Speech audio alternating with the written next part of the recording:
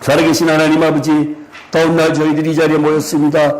두세 사람이 모이는 곳에 내가 너희와 함께 하신다고 하셨사오니 이 자리에 성령님께서 함께 하여 주셔서 저희들의 마음속을 열어주시고 정말로 머릿속을 깨끗하게 해주셔서 세상 것 담지 않고 하나님의 말씀만 담고 돌아갈 수 있는 시간 될 수 있도록 인도하여 주시옵소서. 가리키는 자나 배우는 자나 한마음 한뜻으로 하나님의 말씀만 붙잡고 세상을 향해서 나갈 수 있는 저희들 될 수 있도록 인도하여 주시옵소서. 그래서 꼭 저희들이 하나님께서 원하시는 이기는 자가 될 수 있도록 인도하여 주시옵소서. 예수님의 이름으로 기도합나이다. 아멘.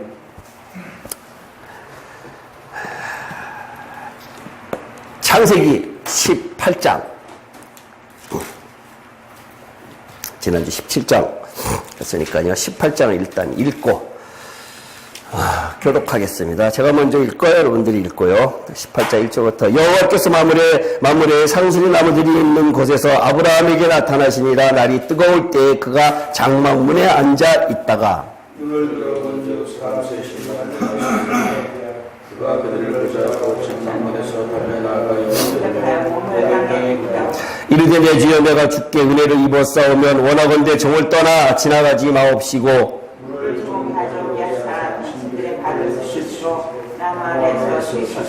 내가 떡을 조금 가져오리니 당신들의 마음을 상쾌하게 하신 후에 지나가소서. 당신들의 종에게 오셨음이니이다. 그들이 이르되 내 말대로 그리하라.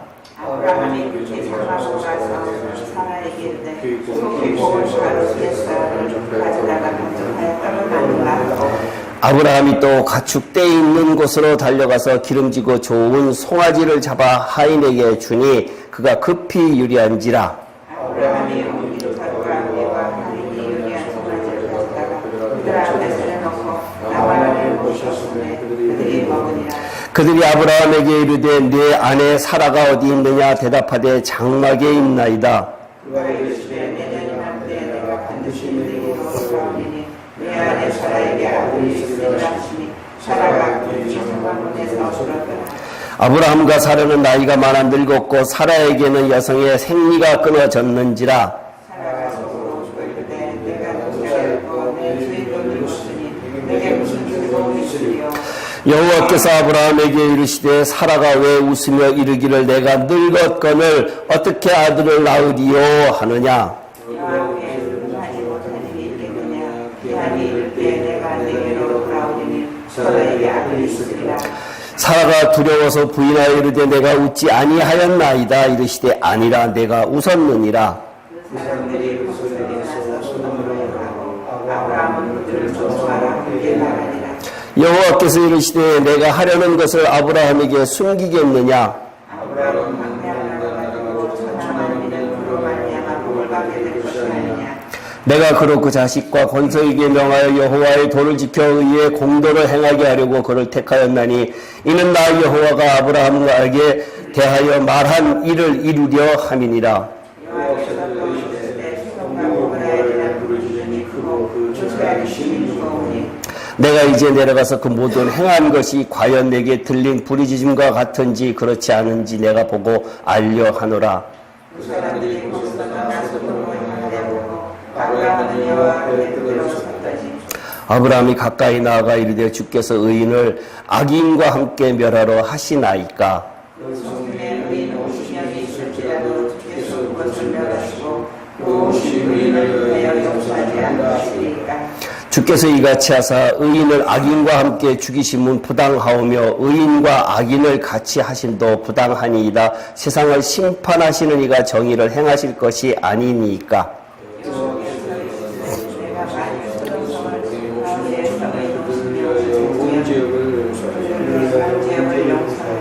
아브라함이 대답하여 이르되 나는 티끌이나 재와 같사오나 감히 주께 아뢰나이다.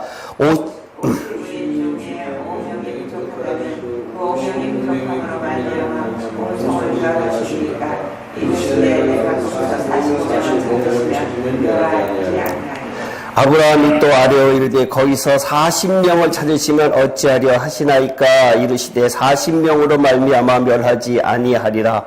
아브라함이 이르되 주여하지 마시옵고 말씀하시옵소서. 거기서 30명을 찾으시면 어찌하려 하시나이까. 이르시되 30명을 찾으면 그리하지 아브라함이 또 이르되 내가 감히 주께 아뢰나이다. 거기서 20명을 찾으시면 어찌하려 하시나이까? 이르시되 내가 20명으로 말미암아 그리하지 아니하리라. 아브라함이 그에게 증거하지 마옵소서. 내가 이것만 더 아뢰리이다. 거기서 신명을 주시면 어쩌게 하시나이까? 이르시되 내가 10명으로 말미암아 그리하지 아니하리라. 여호와께서 아브라함과 말씀을 마치시고 가시니 아브라함도 자기 곳으로 돌아갔더라. 계속해서 지금 아브라함에 관한 이야기를 하는데요. 아브라함에 관한 이야기를 계속해서 공부를 하는 이유가 뭐라 그랬죠? 믿음. 믿음에 관한 이야기를 갖다가 하는데요. 제가 안 들으신 분도 있는 것 같아서 이야기를 할게요. 성경을 3가지는 반드시 알아라 그랬죠. 홍 집사님, 성경 반드시 3가지는 반드시 알아야 된다 그랬죠. 예. 창세기, 요한복음, 요한계시록. 요 3가지는 반드시 알아야 되는데 그냥 아는 것이 아니라 내용을 깊이 알아야 돼요. 왜 그런가 하면 창세기 같은 경우에는 왜 중요한가 하면 하나님의 주권이 하나님께 있다라고 하는 것을 알기 위해서 반드시 알아야 되고, 그 다음에 거기에 죄 문제가 들어가고 믿음에 관한 문제가 들어가기 때문에 창세기는 틀림없이 알아야 되고요. 요한복음에 관한 이야기는 이 3가지를 통해서 우리가 어떻게 해야 되느냐 그러면 해결해야 될 것이 뭐가 있느냐? 생명을 얻는 것이다 라고 하는 것이 요한복음이라고 그랬어요. 그 다음에 그러면 결과가 어떻게 되느냐가 요한계시록이거든요. 많은 사람들한테 왜 교회를 다니십니까? 왜 예수를 믿습니까? 라고 물어보면은 한결같이 내가 예수 믿고 구원받아서 천국 가기 위해서 믿습니다. 라고 이야기를 하거든요. 근데 그러면 성경을 얼마나 아십니까? 라고 하면은 더 이상 모르더란 얘기예요. 지난주에 어떤 분하고 내가 몇 시간을 이야기를 하는데 언제부터 교회 다니셨습니까? 그랬더니 오래됐다. 그러면서 5년쯤 된 것 같습니다. 라고 이야기를 해요. 그래서 한참을 그분하고 이야기를 주고받으면서 가만히 보니까 성경의 기초가 하나도 없는 거예요. 다른 사람들하고 여태까지 내가 몇 년 동안 만난 사람들하고 똑같이 교회만 왔다 갔다 할지 기초는 하나도 없다는 얘기예요. 그래서 내가 물어봤어요. 성경 얼마나 읽었습니까? 그랬더니 55년 다녔다고 하는 사람이 한 번도 안 읽었대요. 성경을 처음부터 끝까지 한 번도 읽지 않았다 그러는데 그런 사람들이 거지반 다예요. 사실상. 그러면서도 천국 가겠다라고 하는 것은 너무나 뻔뻔스럽더란 얘기예요. 너무나 뻔뻔스러운데 지금 내가 왜 이렇게 이 아브라함 이야기를 계속 하는가 하면은 지난번에 우리가 저걸 하면서 제가 8개 조항을 8개를 이야기를 하면서 앞으로 성경을 그렇게 할 겁니다라고 이제 거기에 대해서 디테일하게 할 겁니다라고 이야기를 했잖아요. 안 오셨나? 안 오셨어요? 성경을 크게 이렇게 나눠갖고 8개 내지 10개를 잘라갖고 제목을 가지고 거기에 이제 소재가 목이 들어가면서 그걸 가지고 전 성경을 가령 예를 들어서 하나님이다라고 하면 창조서부터 계시록까지 다 왔다 갔다 하면서 신구약 구분 없이 전부 다 집어넣어서 그렇게 이야기를 공부를 하려고 지금 제가 계획을 하고 있는데요. 그걸 안 들으신 분들이 많구나. 제가 이것을 그러면 큰 타이틀만 쓸게요. 아시는 분들도 그렇지만 성경 전체를 이렇게 앞으로 공부를 할 겁니다라는 것이기 때문에 성경 전체 이 내용을 다 알아야 돼요. 제일 처음에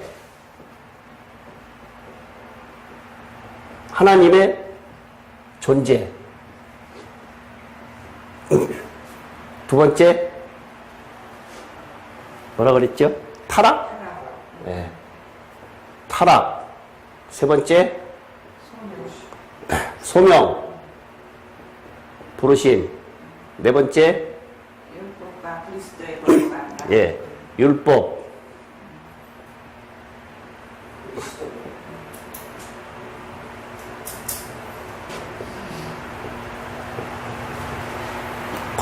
나. 예. 다섯 번째. 예? 초림. 예수님의 예. 예수님의 초림 목적.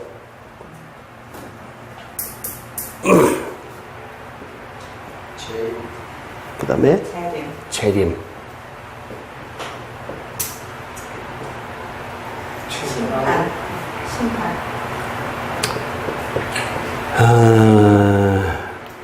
그리스도의 통치. 그리스도.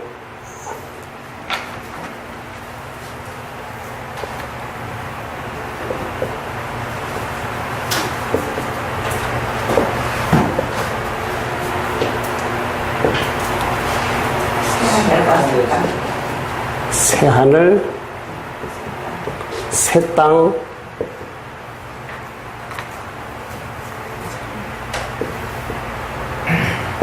새 예루살렘성.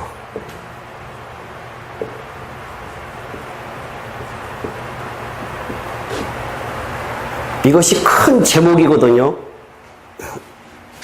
이집사님 저한테 가방에 가면은 가방 사이드에 이거 있을 거예요. 펜이 있을 거예요. 이 부분에 대해서는요, 신구약 할 것 없이 다 집어넣을 건데, 이런 데에 대해서 여기에 소제목들이 서너 개씩 들어가요. 그리고 요한계시록도 다 들어가요. 그러니까 어디에서 요한계시록을 갖다가 띄엄띄엄 여기다 갖다 붙이고 여기다 갖다 다 갖다 붙일 거예요. 그러니까 신구약을 굳이 나누지 않고 이것을 갖다가 몽땅 다 할 거기 때문에 이 제목 안에 거지반 다 들어갈 거예요. 그러니까 이 순서를 갖다가 대충 머릿속에 넣고 있으면은 성경이 다 들어와요. 제가 늘 주장하는 것이 뭔가 하면은 성경을 위에서 봐라. 그러니까 퍼즐에 어떠한 그림이 있다라고 하는 것을 알고 난 다음에 그걸 엎고 맞추라 그러면 맞추기가 쉽다 그랬잖아요. 그러니까 그거하고 똑같아요. 그러니까 코끼리를 근접해서 보면 못 보는 것처럼 높이 올라가서 코끼리를 보면은 코끼리 모양이 어떻다라는 것을 알 수 있는 것처럼 성경을 그렇게 보지 않고는 안 된다는 얘기예요. 그러니까 이 안에 모든 것이 다 들어가 있어요. 성경이 지금. 그러니까 이 제목을 항상 잊지 말고 제가 지금 이 여기 안에서 이게 이 소제목을 갖다가 집어넣으면서 이 작업을 갖다가 지금 하고 있거든요. 그러니까 쉽게 말하면 교환식으로 이렇게 하고 있어요, 지금. 그러니까 여기 안에 가장 크게 지금 문제가 되는 것이 이게 문제예요, 이게요. 이 기간이, 그리스도의 통치 기간이, 이게 지금 비밀이에요, 비밀. 이게 비밀이에요, 이게요. 이 그리스도의 통치 기간에 뭐가 들어가는가 하면, 쉽게 하면 지옥의 문제가 들어가죠. 그죠? 그 다음에 우리의 구원의 문제가 들어간단 말이에요. 그 통치. 1000년 동안 그리스도가 통치한다라고 하는 것이, 이것이 지금 이 안에 들어가는데, 예수 믿으면은 다 우리가 1차 가는 것은 여기를 이야기를 하고 있는데 이것이 지금 빠져버리고 여기 이것을 갖다가 쇠하는 것 했다 여기를 이야기 최종적으로 가고 있다라고 하는 건데 이것이 지금 중간에 빠져버렸기 때문에 무신론이 아니라 무천년주의, 지금 기독교 신앙이 무천년주의로 가고 있는 것이 이것을 갖다가 지금이 그리스도의 통치 기간이다라고 이야기를 하고 있기 때문에 문제고, 그 다음에 문자적으로 해석을 하면은 성경에 1000년 동안 그리스도의 통치 기간이 계시록 20장에 있는데 1000년 동안 그 기간을 문자적으로 해석하면은 세대주의적 해석이다라고 그래갖고 그것도 틀렸습니다. 이렇게 이야기를 하고 있다는 얘기예요. 그래서, 지금 하여튼 그렇게 글 쓰는 사람들이 굉장히 많은데 성경에는 무천년설, 전천년설, 후천년설, 그 다음에 세대주의적, 역사주의적 이렇게 이야기하는 단어가 없어요. 지네들이 만들어 놓은 거예요. 그러니까 그것이 안 들어가면은 이 문제가 커요. 이 가장 중요하게 생각하는 것이 지금 요 부분이에요. 지옥하고 구원의 문제가 아주 심각해요, 지금. 아주 심각해요. 그러니까는 이것을 따로 적어 놓고요. 머릿속에 꼭 넣고 계세요. 이렇게 있다라고 하는 것을. 그러니까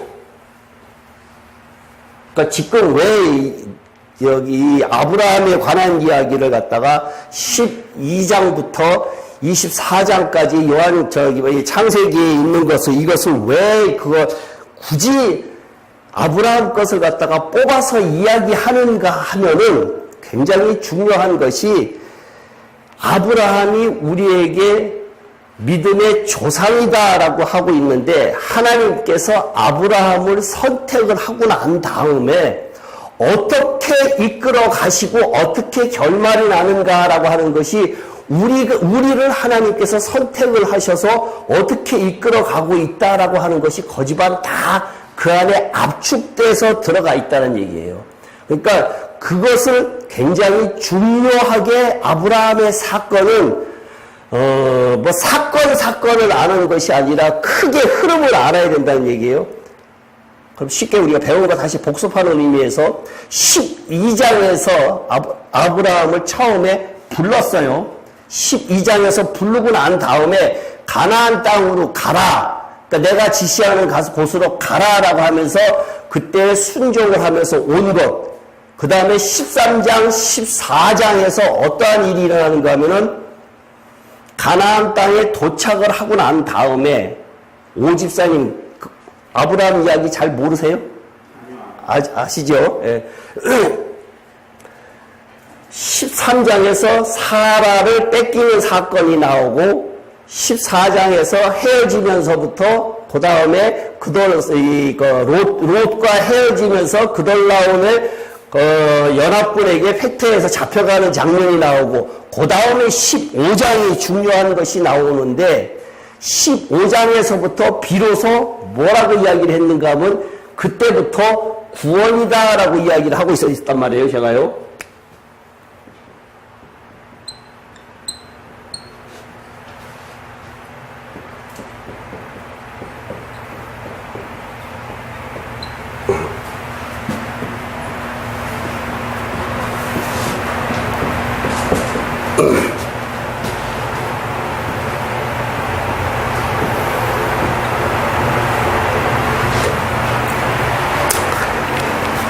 처음에 15장에서요, 성경을 읽다 보면은 어떠한 식의 것이 전개가 되는가 하면 하나님이 나타나심을 갖다가 어떠한 모습으로 나타나느냐, 영광의 하나님으로 나타나시느냐, 전능한 하나님으로 나타나시느냐, 그 다음에 내가 너의 상급이요, 방패요라고 이렇게 이야기를 하시고 있는가, 그때마다 다 다르게 나타나거든요.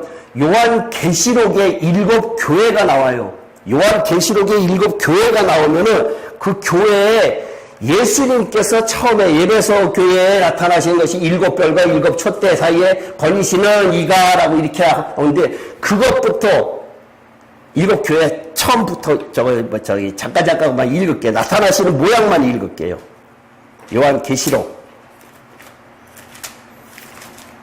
이게 성경 보는 방법이에요. 이것은 2장, 요한계시록 2장에 보면은요, 2장 1절에 보면은 예배소 교회 사자에게 편지하러 오른손에 있는 7뼈를 붙잡고 7 금촛대를 다니시는 거니시는 이가 이르시되, 요렇게 7벼를 붙잡고 7 금촛대 사이를 거니시는 이가라고 한 예수님의 나타나심을 이야기를 하고 있고, 8절에 보면 서머나 교회에는 처음이요 마지막이요 죽었다가 살아나신 이가 이르되 라고 또 모양이 다르게 나타나고 있어요. 12절에 보면은 좌우에 날선 검을 가지신 이가 이르시되 라고 이야기를 하고 있고요. 18절에 보면 그 눈이 불꽃 같고 그 발이 빛난 주석과 같은 하나님의 아들이 이르시되, 사대교회도 그렇고 뒤에도 계속해서 그렇게 나오거든요. 매번 예수님께서 나타나시는 모양이 다른 것을 놓고 이것은 그 뒤에 어떻게 나오겠다라고 하는 것이 미리 예고하고 계시다는 얘기예요. 여기서도 마찬가지로 제가 뭐를 이야기를 하려고 하는가 하면요. 이 창세기 15장에 여태까지 12장에서부터 계속해서 하나님이 나타나시는데 15장에 한번 보세요. 창세기 15장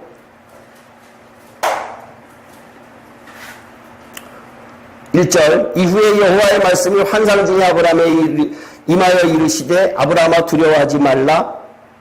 나는 네 방패여 너의 지극히 큰 상급이다. 하나님께서 나타나셨거든요. 근데 어떻게 나타나셨어요? 예? 방패, 상급. 어떻게 나타나셨어요?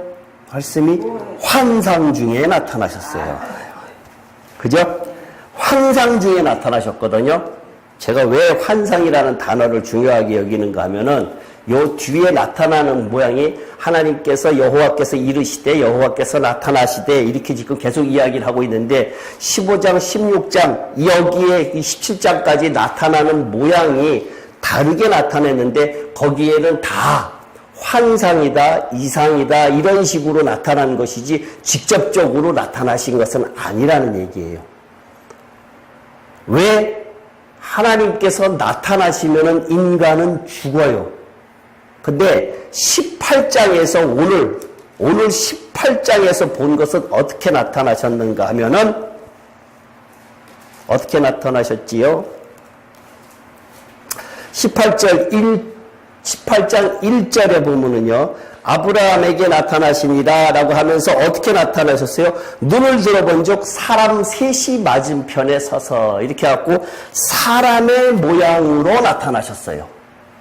그전에는 사람의 모양으로 나타나신 것이 아니라 환상 중에 다른 방법으로 우리하고 같은 거에 지금 아브라함의 역사가 아브라함을 통해서 우리에게 어떻게 역사하시는 우리 똑같이 적용을 하지 않고 이것이 아브라함의 이야기만 됐다고 하면 우리하고 상관없으니까 어떻게 나타나시는가 우리의 보통 때에 처음에 꿈으로도 나타나고 이상으로도 환상으로도 그 다음에 목사님의 이야기하는 거 여러 가지 형태로 하나님께서 우리들에게 말씀하고 계시거든요.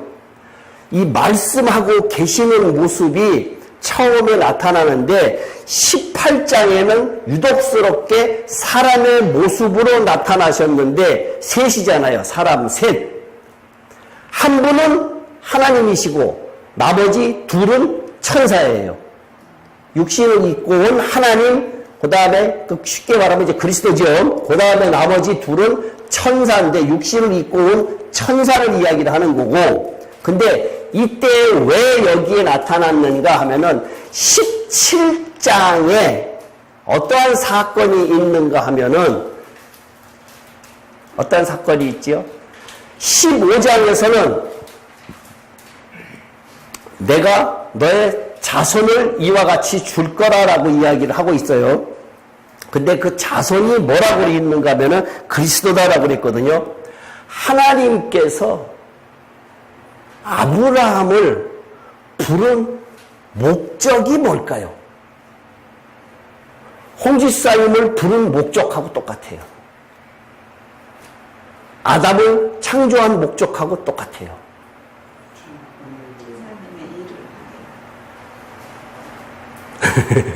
그죠? 내가 예수 믿는 목적하고 똑같다는 얘기예요. 근데 우리가 지금 교회는 다니는데 그걸 모르고 있잖아요. 그죠? 아주 맹목적으로 하였다는 얘기예요. 그러니까 하나님께서 아담을 창조하신 목적이 생육하고 번성해라, 정복하고 다스려라. 중간에 끊어지면은 하나님은 전능자가 아니지요. 분명히 그것을 이루시어야지만 되는데 죄로 인해서 그것이 지금 단절이 됐단 말이에요. 그걸 다시 회복하는 것이 성경이 그것을 회복하는 방법을 이야기를 하고 있다는 얘기예요.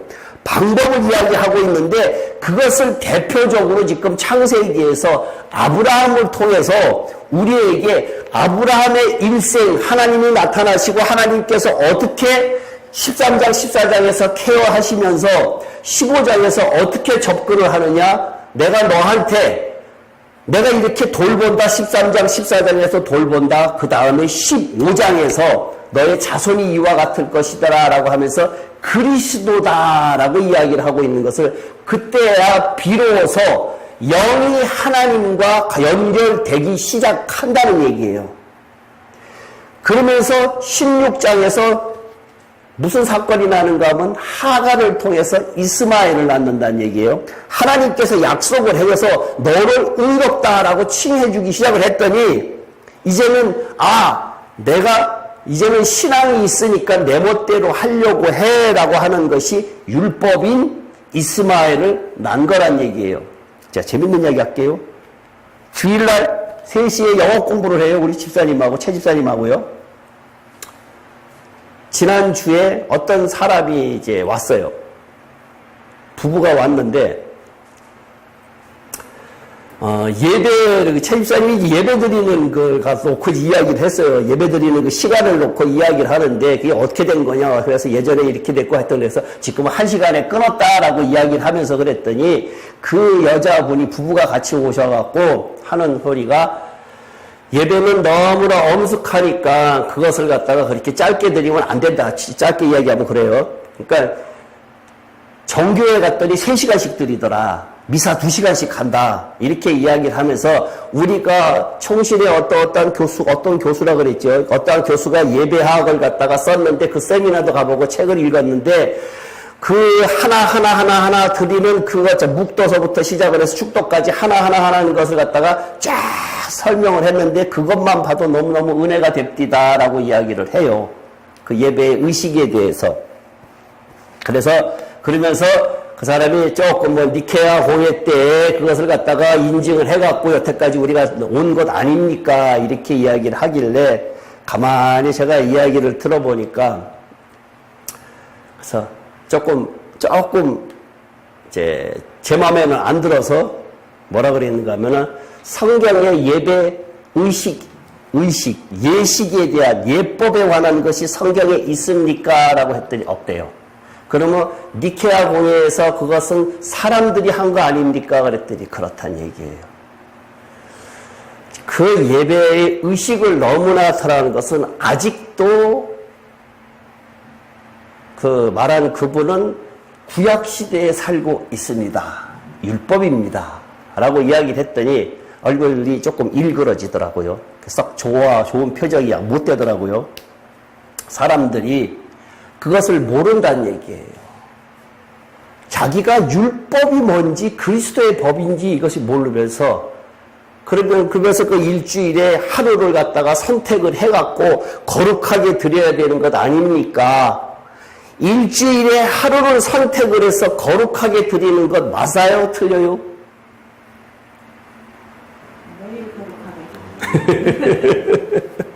그 사람들이요. 그러니까 우리 신앙이 썬데이 신자가 된다는 얘기예요. 의식이 없으니까. 365일 내가 호흡하는 순간은 날마다 예배라고 그랬잖아요. 순간순간 매번 예배지 일주일에 한 번만 가서 드리는 예배를 갖다가 너무나 거기에 거룩하게 구별되게 한다는 것은 율법이라는 얘기예요. 그게 틀렸다는 얘기예요. 근데 그 의식이 우리들한테 아주 그리스도 안에서 자유로워져야 되는 것을 모르고 있다는 얘기예요. 구분이 안 된다는 얘기예요. 구분이 안 된다는 얘기예요. 그렇기 때문에 평소에는 세상에서 나쁜 짓 다 하다가 주일날은 가서 거룩한 척하고 싹 해서 일주일치 다 때웠다. 나 다 죄 해결했다. 이렇게 하고 있다는 얘기예요.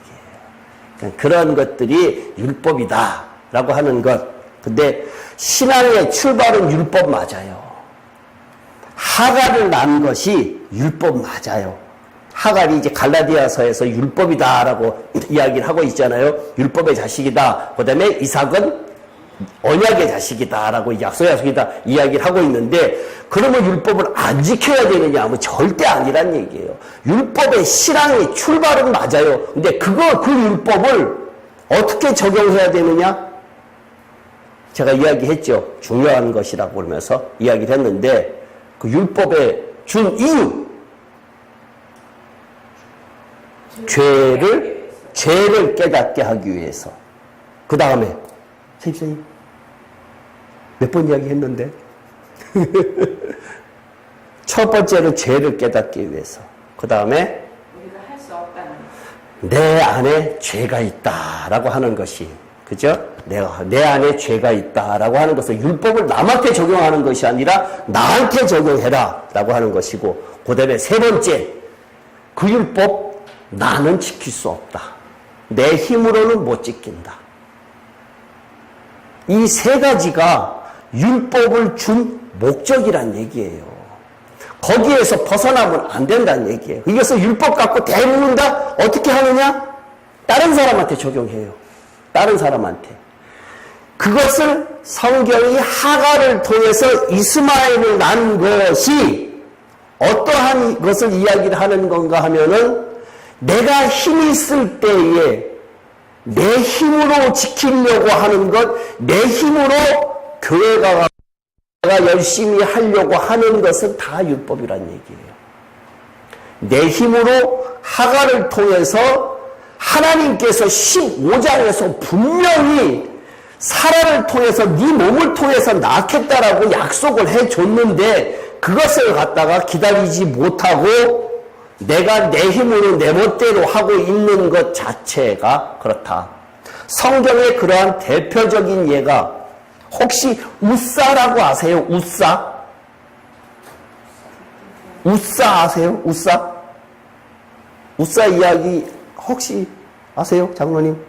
우사 이야기 모르세요? 그 딸 나가서 언약해갖고 나중에 죽은 거 아니죠. 우사 이야기가 사무엘 하 6장에 다윗 때 잠깐만 하고 넘어갈게요. 이것도 아주 중요한 것 중에 하나이기 때문에 다윗이 법궤를 블레셋에 그 전에 사무엘 때 뺏겼어요. 엘리 제사장 때. 그래갖고는 혼리아 비나스가 죽고 그 법궤를 뺏기고 20년이 지난 다음에 다윗이 왕이 되고 난 다음에 그것을 찾아오려고 할 때에 있는 사건을 이야기를 하는데 그게 우사하고 두 형제가 갑자기 이름이 생각이 안 나는데 그 두 형제를 통해서 그 법궤를 데리고 오는데 사무엘 하 읽어봅시다. 예? 아효하고 아니요. 아버지 사무엘 하 아비나답.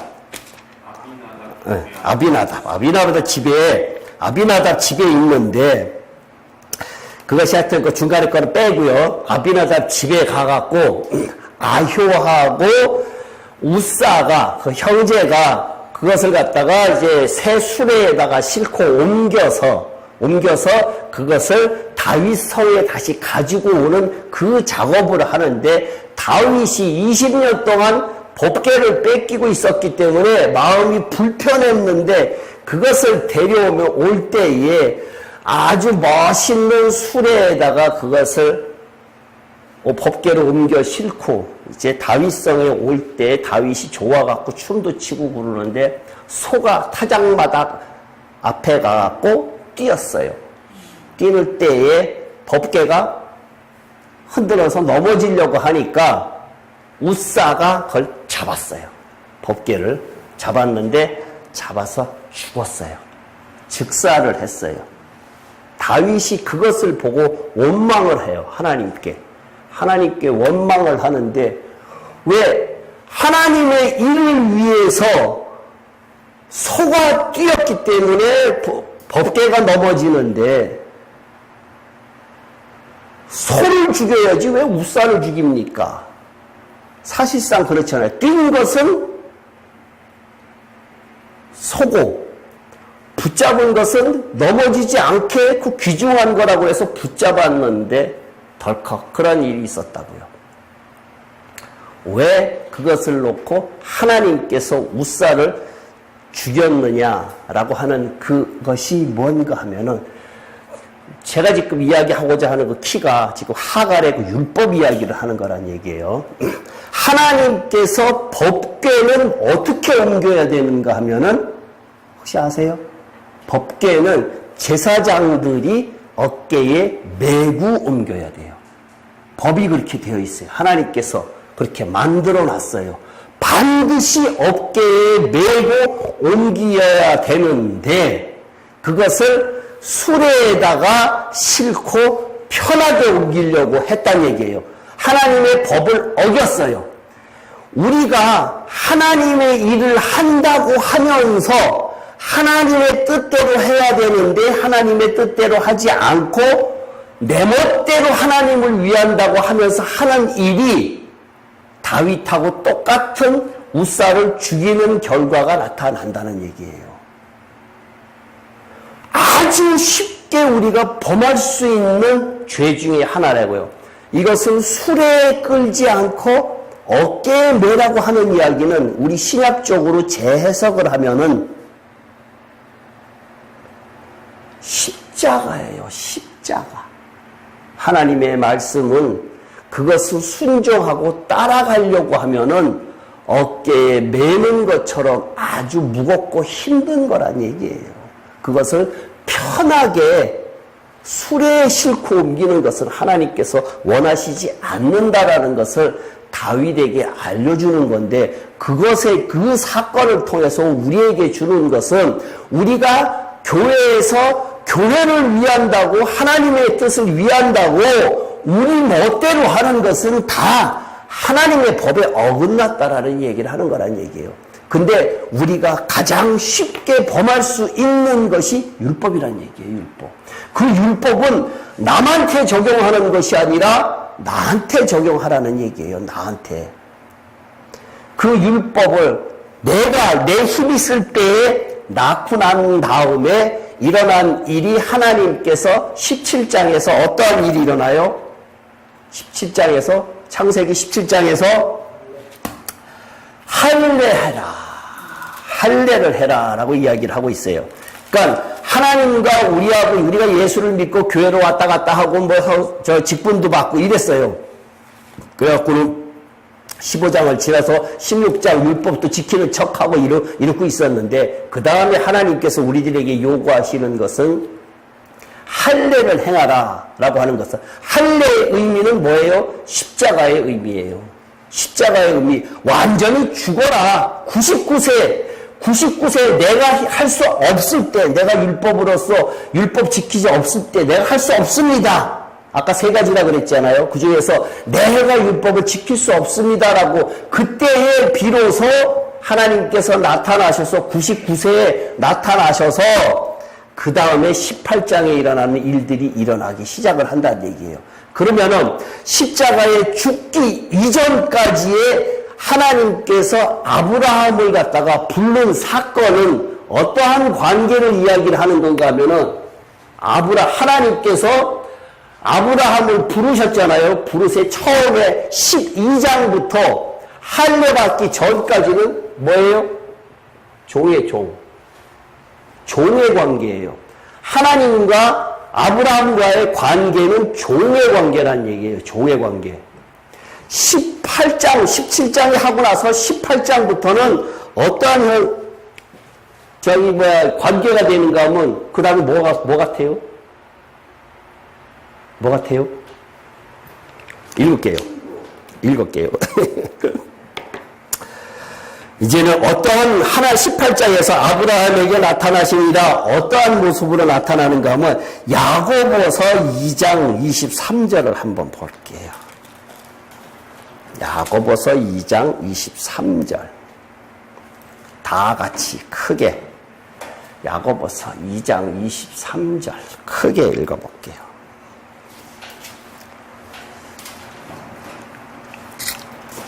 하셨어요? 야고보서 2장 23절 크게 시작. 이에 성경에 이른바 아브라함이 하나님을 믿으니 이것을 의로 여기셨다는 말씀이 이루어졌고 그는 하나님의 벗이라 칭함을 받았나니. 친구예요. 친구의 관계가 됐어요. 이사야서 41장 한번 볼게요. 이사야서 41장 똑같은 비슷한 얘기가 또 나와요.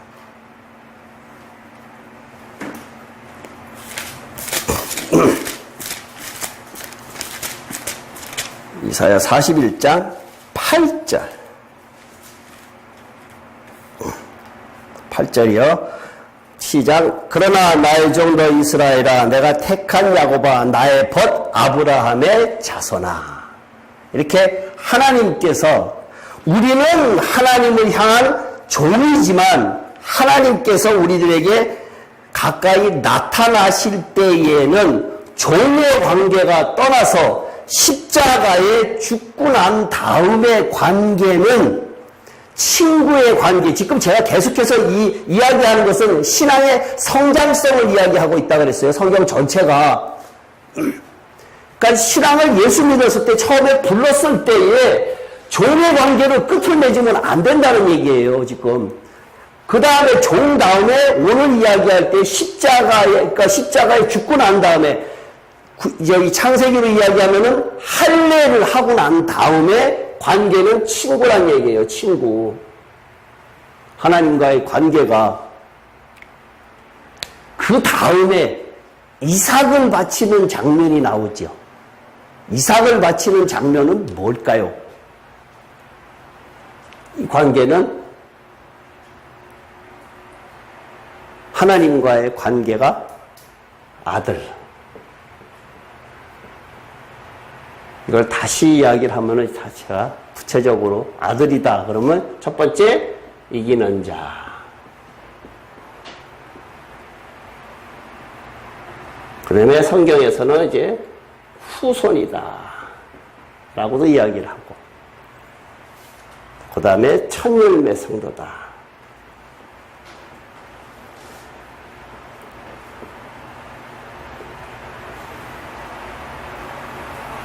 이기는 자, 후손, 천열매 성도.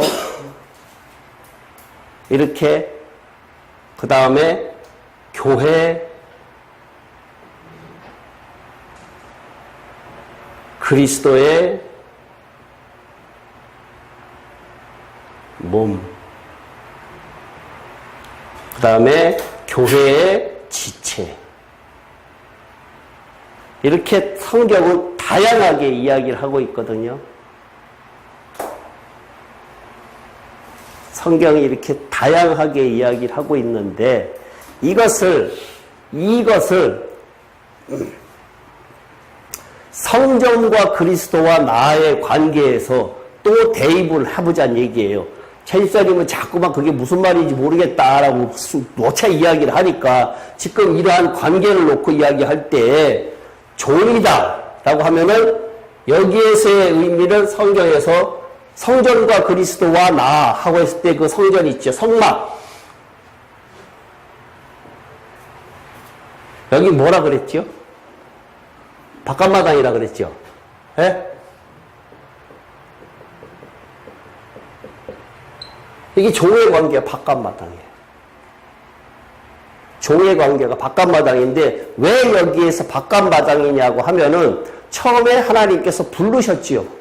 불러서 처음에 관계는 종이라고 그랬잖아요. 할례 받기 전에는 종의 관계라고 그랬잖아요. 12, 13, 14, 15장, 16장까지가 정했는데 여기에 두 가지 있죠.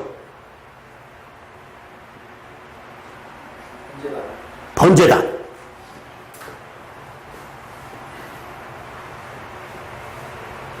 이것은 물두멍.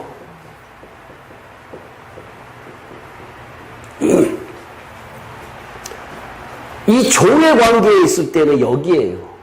나의 신앙이 예수 믿습니다 라고 하는 것, 십자가에 달리신 예수님을 믿습니다 라고만 하는 것, 교회 왔다 갔다 하는 것, 이거예요. 예수님께서 첫 번째 나타나셔서 첫 마디가 뭐라 그랬죠? 회개하라 천국이 가까웠니라 라고 할 때 그 회개의 의미는 이거예요. 물두멍의 의미예요. 이것이 관계의 종이에요. 종. 이것을 우리가 달리 이야기를 하면은 예수 안에 있다라고 해요. 예수 안에 있다. 예수 안에 있다. 예수와 함께 십자가에 못 박혔다. 로마서 6장 6절 읽어요.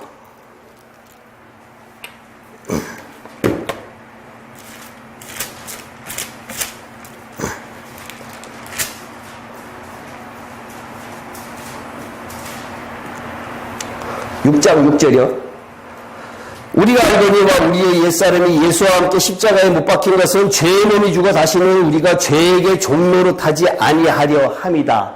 죄를 벗어나게 하기 위해서 있다라고 하는 것은 바깥마당에 일어나는 사건, 예수님께서 이 세상에 육신으로 오신 사건 다 죄 문제 때문에 해결을 하시려고 예수라고 단어를 인자의 몸으로 오신 의미는 이거란 얘기예요. 이거요. 이것은 종이란 얘기예요. 종. 성경을 읽는 방법 이야기하는 거예요. 지금 계속해서 신약 성경을 이러한 관점으로 예수가 있을 때에는 인자라고 이야기하는 의미, 예수라고 하는 의미 있을 때에는 지금 이 초보 다 일방적인 것 성경이 다 이러한 의미에서 책사님 이해 가세요? 이제는 조금 이해 가세요? 제 거요? 예.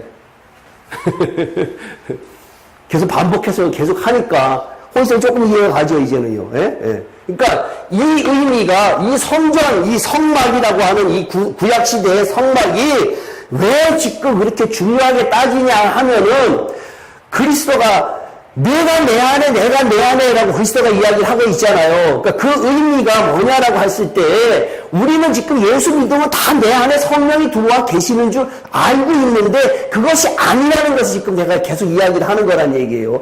예수 믿으면 구원받아 천국 가는 거 아니다라는 얘기를 지금 하고 있는 거란 얘기예요. 반드시 과정이 있다. 십자가라고 하는 것은 반드시 있다.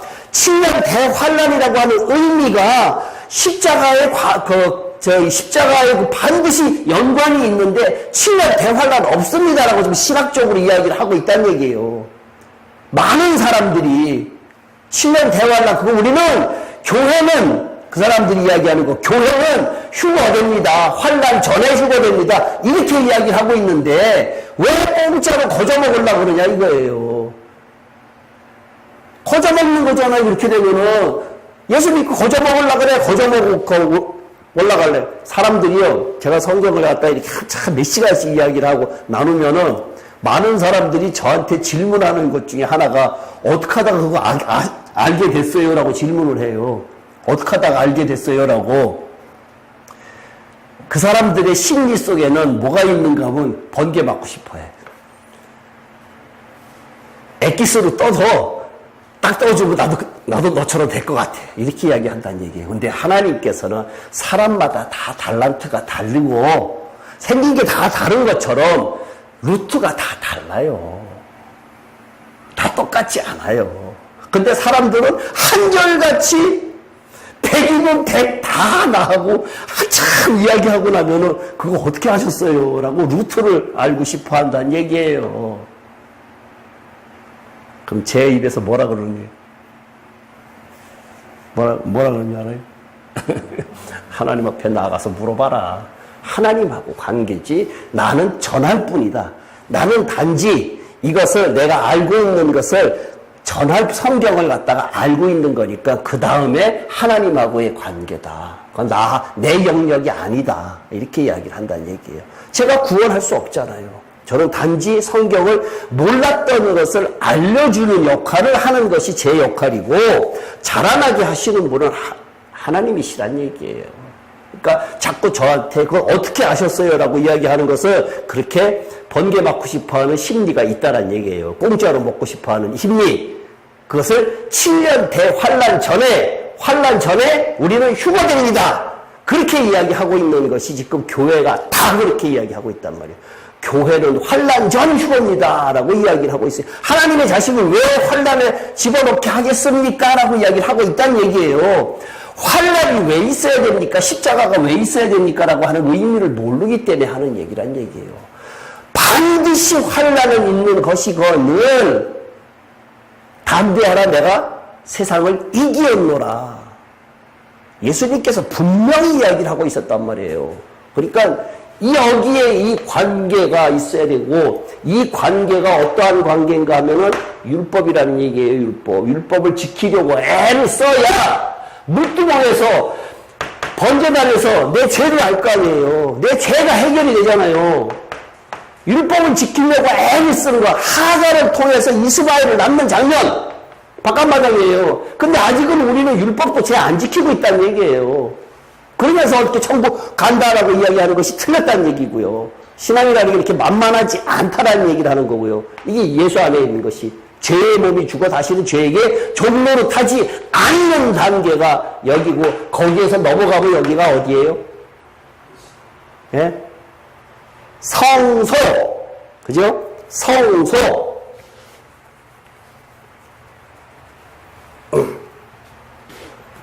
성소에 여기가요. 성소라고 표현되어 있고, 그 다음에 성경이라고 저 곁에는 아까는 예수 안이라 그랬죠. 여기는 그리스도 안에.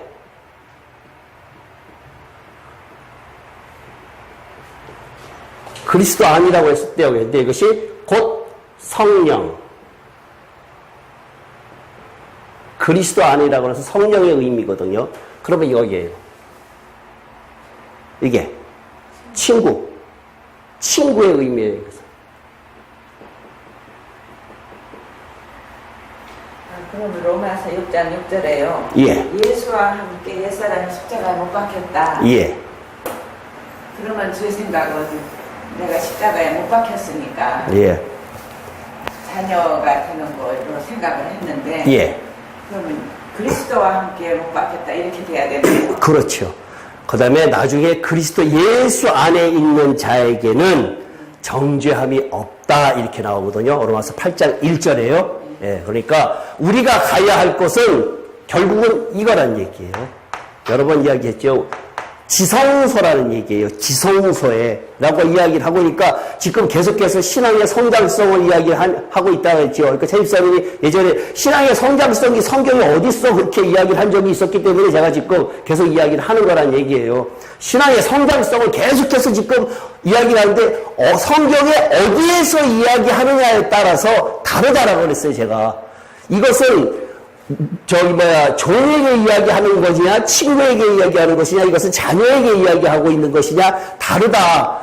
요한복음에서 이야기하고 있는 것이냐, 요한 일서에서 이야기하고 있는 거냐, 요한 계시록에서 이야기하고 있느냐라고 하는 같은 단어라도 다르다라고 이야기를 하셨단 말이에요, 내가요.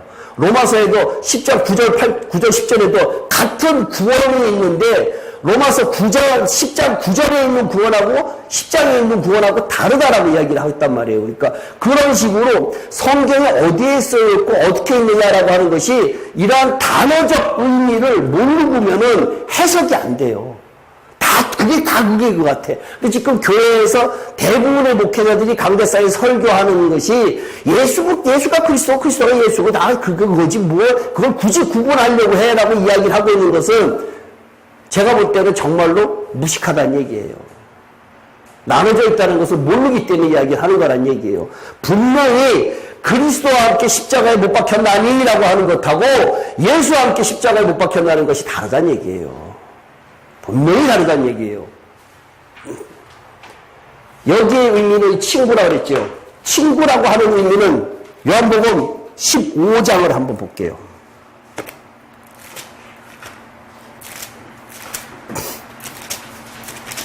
누가 친구냐라고 하면은 15장 14절 15절을 갖다가 읽을게요. 14절 15장 14, 15 네.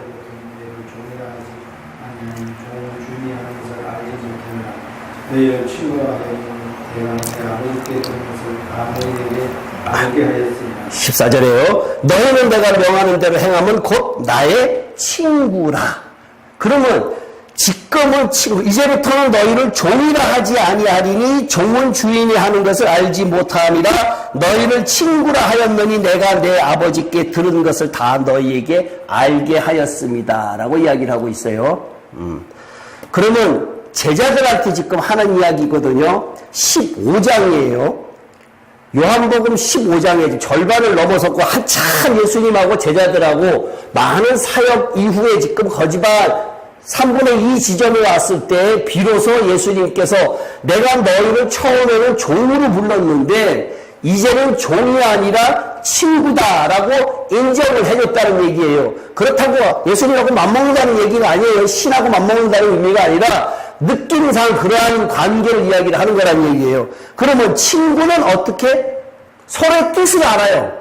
뜻을. 그죠? 서로의 내용을, 이야기는 서로 주거니 받거니 하니까 이야기를 아는데, 그러면 우리가 예수님하고, 우리가 보통 성령님하고 대화를 나눈다. 성령님이 내 마음에 들어와 있다. 그리스도가 내 안에, 내가 내 안에, 내가 내 안에, 내가 내 안에라고 이야기하고 있는 그 부분, 성령님하고 내가 대화를 나눌 수 있는 정도가 되면은 어디냐?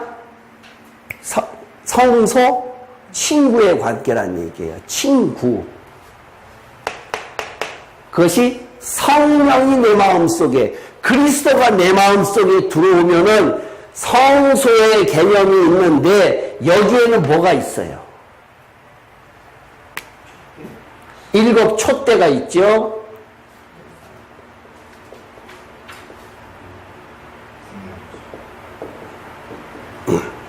그 다음에 12 떡상 있죠.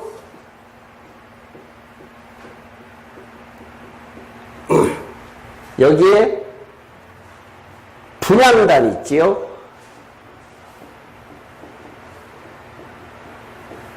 이 3가지 의미를 또 알아야 될 거예요.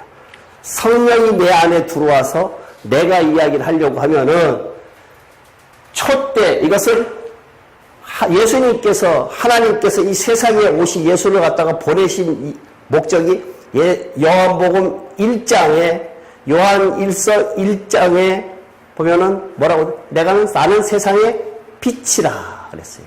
세상의 빛이라. 하나님께서, 성령께서 나를 빛으로 환하게 깨닫게 해줘서 떡상을, 내가 빛이 하나, 둘, 셋, 넷, 7이라고 하는 것은 완전수라 그랬어요. 그러니까 2개, 3개 희미한 빛 갖고는 떡상을 갖다가 먹어봐야 2개, 3개밖에 못 먹는다는 얘기예요. 다시 이야기를 하면은 7 촛대의 그 빛을, 그 하나님의 빛을 다 내가 받고 나서 환한 성령의 영적인 눈이 띄어지고 난 다음에 그림 가지고 성령의 하나님의 말씀을 보면은 감추어진 만나가 보이기 시작을 할 때 그 12 떡상이 또 완전 숫자라 그랬어요. 알기 시작을 하는데 아까 친구의 관계가 뭐라 그랬지요? 예수님께서 뭐라 그랬어요? 그런 것을 다 너에게. 그렇지요. 예. 이거잖아요. 그죠? 맞아 떨어지죠? 예? 예. 오늘 읽은 18장이 하나님과의 관계가 친구의 관계로서 하나님께서 천사를 대동하고 오셨어요.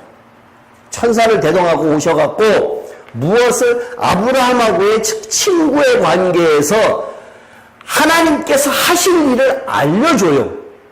소돔과 고모라를 멸할 것도 알려주고, 그 다음에 재미나는 장면이 오늘 뭐가 있는가 하면은 사라에게, 히브리서 11장 11절에 보면은 사라에게 잉태할 힘을 줬다라고 이야기를 하고 있거든요. 잉태할 힘을 줬다라고 이야기를 하고 있는데, 그것이 사라가, 하나님께서 오셔갖고는 사라가 어디 있느냐라고 이야기를 했단 말이에요. 하나님께서 사라가, 그 장례 뒤에 있습니다라고 이야기를 하고 있는데, 하나님께서 사라가 어디 있는지 몰라서 그랬을까요? 아니죠. 알았는데 사라가 어디 있느냐라고 물었어요. 왜 물었을까요? 네? 18장 10절에 그가 이르시되 내년 이맘때 내가 반드시 내게로 돌아오는 데 안에 사라에게 아들이 있으리니 하시리니 사라가 그 뒤에 장막문에서 들었더라. 하나님께서는 분명히 알고 계시거든요. 신이신데 장막문에 뒤에 있는 걸 모를 리가 없단 말이에요. 알았어요. 아는데 일부러 사라가 어디 있느냐라고 이야기를 했단 말이에요. 장막 텐트 커버가 얼마 크겠어요? 얼마 안 크잖아요. 그러니까 사라가 어디 있느냐라고 할 때는 사라한테 믿음을 주기 위해서 긴장하라, 내가 이야기하는 것을 들어라라고 하는 의미로 사라가 어디 있느냐라고 아브라함한테 물어봤단 말이에요. 그러니까 사라가 음식 차리려고 있다가 보니까 갑자기 퍼떡 자기 이름을 부르거든요. 그랬더니 뭐래요? 아브라함과 사라 11절에요. 아브라함과 사라는 나이가 많아 늙었고 사라에게는 여성의 생리가 끊어졌는지라 사라가 속으로 웃고 이르되 내가 노쇠하였고 내 주인도 늙었으니 내게 무슨 직업이 있으리요라고 속으로 지금 이야기하고 있는 거예요. 마음 속으로. 그죠? 사라가 속으로 웃고 속으로 이야기하고 내가 지금 나이가 몇인데 그때가 89세예요. 89세. 99세 할례 받고 난 다음에 지금 89세거든요. 그러니까 지금 속으로 저 사람 웃긴 해. 내가 지금 무슨 애를 낳을 수 있다고 저거 굴고 있어라고 혼자서 쭈글쭈글 좀 대고 있는 거란 말이에요. 그러니까 여호와께서 아브라함에게 이르시되 사라에게 이르신 것이 아니라 13절에 아브라함에게 이르시되 사라가 왜 웃으며 이르기를 내가 늙었거늘 어떻게 아들을 낳으리요 하느냐. 아브라함하고 지금 대화를 하는데 사라가 웃은 것을 보고 사라가 네가 왜 웃느냐라고 이야기를 하고 있어요. 대화는 아브라함하고 하고 있으면서. 그죠? 그러니까 분명히 의도가 있다는 얘기예요, 이게. 그러면 사라를 불러다가 일로 와라. 사람도 일로 와라. 딱 앉혀놓고 내가 하나님인데 너 내년에 훈련 없이 아들을 낳을 거야 라고 할 수 있잖아요. 그죠? 그러면 믿을까요? 안 믿을까요? 쉽게 안 믿죠. 그러니까 장막 바깥에, 장막 뒤에 있는 사라에게 알려주기 위해서 히브리서 11장 11절에 어떻게 믿음을 주기 위해서 지금 이 사건이 일어나고 있다는 얘기예요. 믿음을 주기 위해서. 하나님께서 친구로 오실 때에는 확실한 믿음을 주기 위해서 지금 이렇게 이야기를 하고 있는데 14절에 여호와께 능치 못할 일이 있느냐 기한이 이를 때에 내가 내게로 돌아오니 사라에게 아들이 있으리라. 사라가 두려워서 부인하여 이르되 내가 웃지 아니하였느니라. 거짓말까지 해요. 이르시되 아니라 내가 웃었느니라. 하나님께서 그렇게 이야기하시면서 근데 이것을 히브리서에 뭐라고 이야기를 했는가 하면 히브리서 11장은 저거장이라 그랬죠. 믿음장이라 그랬죠. 히브리서 11장 11절에 제가 읽을게요. 믿음으로 사라 자신도 나이가 많아 단산하였으나 잉태할 수 있는 힘을 얻었으니 이는 약속하신 이를 믿보신 줄 알았습니다.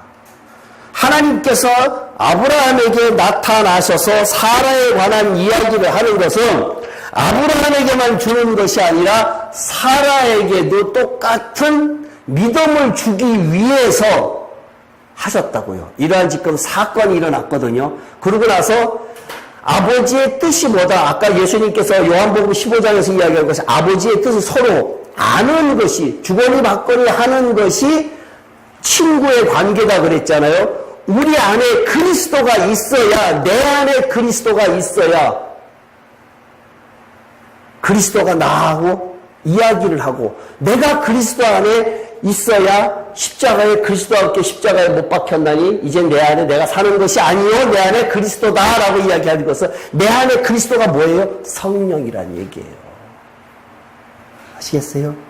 지금 그 이야기를 갖다가 아브라함에게만 믿음이 있어서는 안 된다. 성경적 의미에서 아브라함은 뭐고 사라는 뭐냐 그러면 사라는 교회, 아브라함은 그리스도를 이야기를 하고 있다는 얘기예요.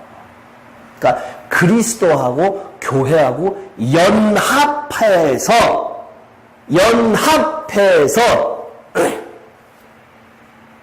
잉태를 하는 것이지 그리스도 혼자 하는 것 아니고 몸에 지쳐있는 사람들이 따로 하는 것 아니란 얘기예요.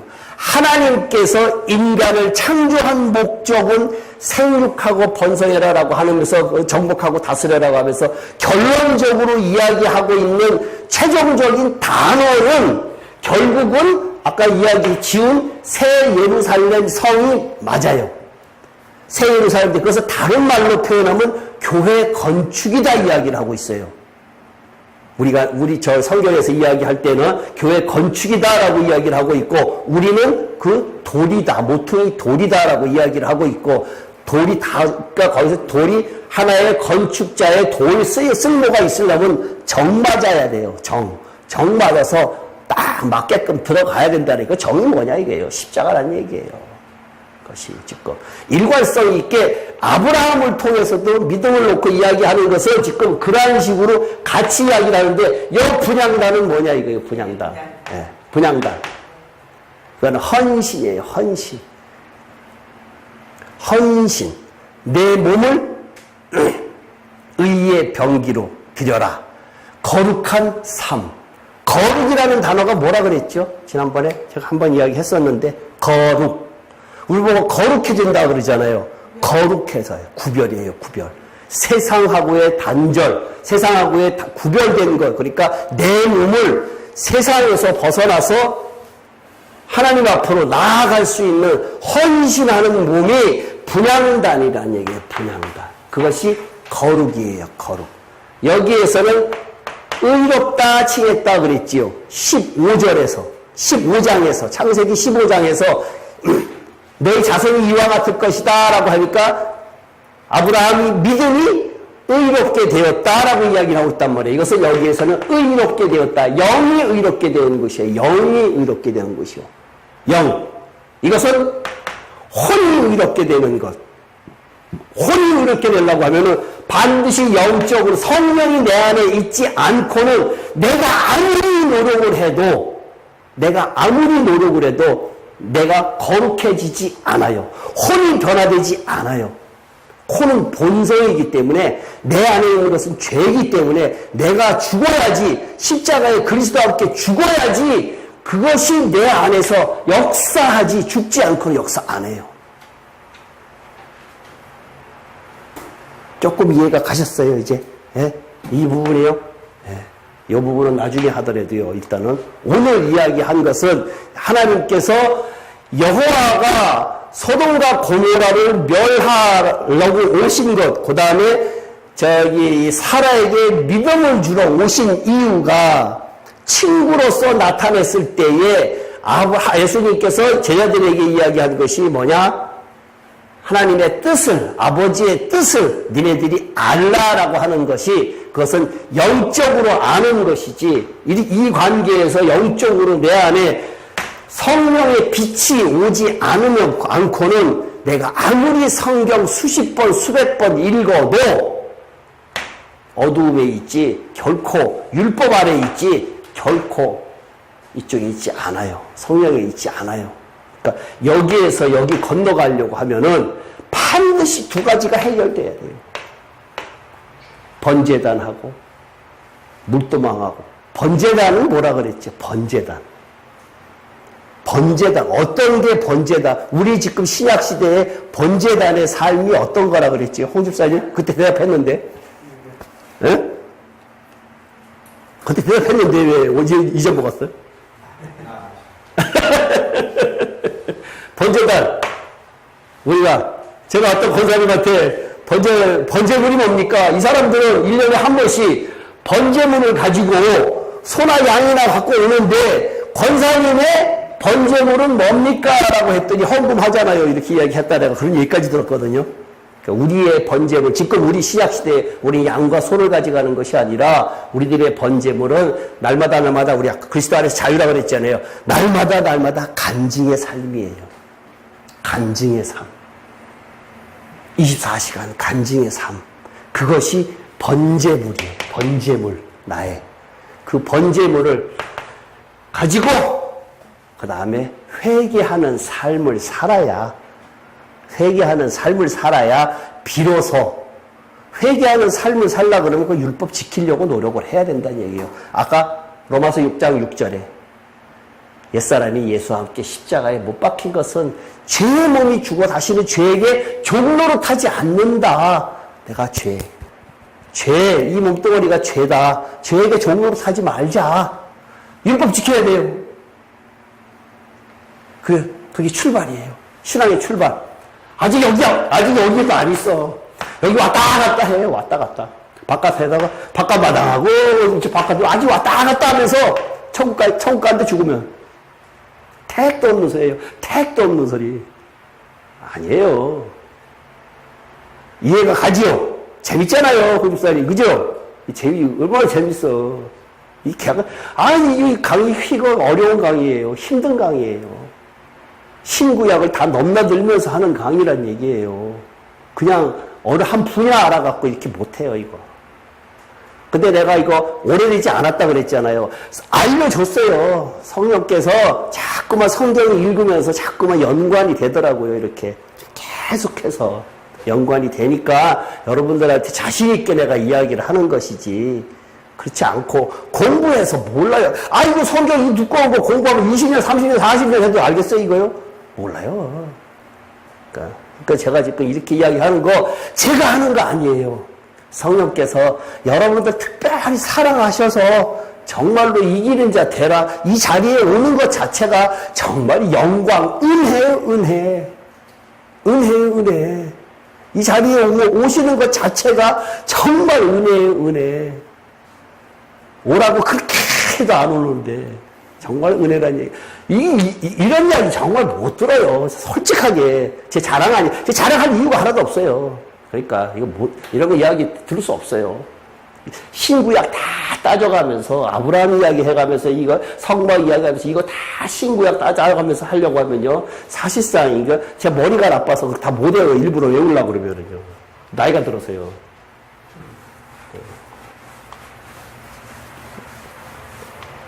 권사님 질문하실래요? 아니 저기요. 예. 멜기세덱. 예. 여기서는 무슨 의미가 있어요? 그것을 다들 궁금해 하시는데, 그리스도예요, 그리스도. 멜기세덱이 그리스도예요. 멜기세덱이 더 이야기할게요. 14장에서 멜기세덱 이야기가 나오잖아요. 예, 멜기세덱은, 그게 평화의 왕, 하나님이신데, 그리스도를 이야기를 하고 있는데, 거기에서 어떤 것이면, 아브라함이 싸움에 나가서 이기고 나오고 돌아온 다음에 멜기세덱한테 11조를 붙이면서 이제 그렇게 나가잖아요. 그때 멜기세덱이 뭘 주는가 하면 떡과 포도주를 준다 이렇게 이야기를 하고 있잖아요. 떡과 포도주가 뭘까요? 떡과 포도주라고 하는 것은 예수 그리스도를 의미하는 거거든요.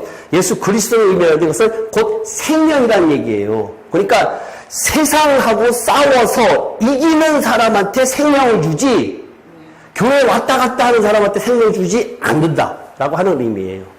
그러니까 그것은 지성소의 삶을 이야기하고 있는데 세상과 싸워서 이기는 사람한테 근데 도무지 318명의 군사를 데리고 와서 거기 5개국 이 연합군을 쳐부수고 왔거든요. 그것은 도저히 인간적인 상식으로는 이길 수가 없었는데 하나님께서 가라고 하셨기 때문에 싸움에 간섭을 하셔서 이겼거든요. 그러니까 그 14장에서 멜기세덱 이야기는 그것은 반드시 우리가 이 그리스도의 생명을 얻을 때에는 세상하고 밟아서 싸움에 이겨야지만 떡과 포도주를 먹을 수 있다라고 하는 의미예요.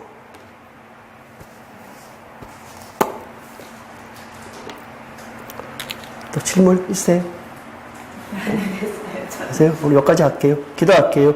살아계신 하나님 아버지, 하나님의 말씀이 귀하고 귀한데 저희들이 세상 걸 포기하는 이 시간 왔습니다. 아버지 하나님, 정말로 하나님의 말씀이 저희들의 마음속에 울림이 될 수 있도록 인도해 주셨고 생명으로 남을 수 있도록 인도해 주셨고 세상을 향해서 사탄을 밟을 수 있는 힘이 될 수 있도록 원천이 될 수 있도록 인도하여 주시옵소서. 일주일 동안 주님께서 함께하여 주실 줄 믿사옵고 돌아가는 발걸음도 함께하여 주시옵소서. 예수님 이름으로 기도합나이다. 아멘.